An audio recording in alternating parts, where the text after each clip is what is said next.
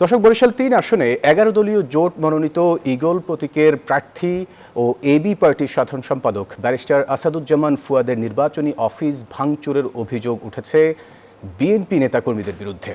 বুধবার সকালে বরিশালের বাবুগঞ্জ উপজেলার মাধবপাশা ইউনিয়নের নির্বাচনী অফিসের সামনে সাংবাদিকদের তিনি এই অভিযোগ করেন। এ সময় ফুয়াদ অভিযোগ করে বলেন, বিএনপির প্রার্থী অ্যাডভোকেট জয়নুল আবেদিনের ঘনিষ্ঠজনরা অফিস ভাঙচুরের সাথে জড়িত।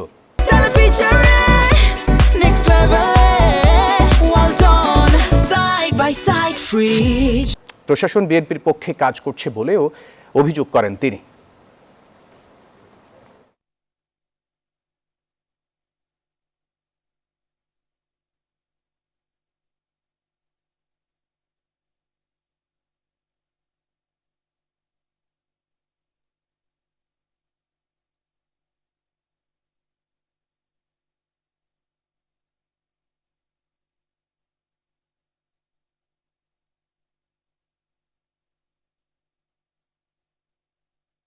টুপিওয়ালা একটা আপাদমস্তক ইবলিশ শয়তান, সেই শয়তানের নেতৃত্বে ১০-১৫টা মোটরসাইকেল নিয়ে আসছে। তারা এখানে গাড়ি রেখে তারপরে এই কাজগুলো করেছে।